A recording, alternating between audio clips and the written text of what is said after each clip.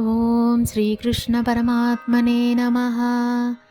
ఆరురుక్షోర్మునేర్యోగం కర్మ కారణముచ్యతే, యోగారూఢస్య తస్యైవ శమః కారణముచ్యతే.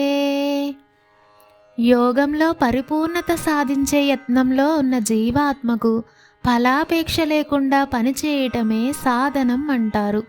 యోగంలో ఉన్నత స్థాయి చేరుకున్న మునికి ధ్యానంలో ప్రశాంతతయే సాధనం అంటారు.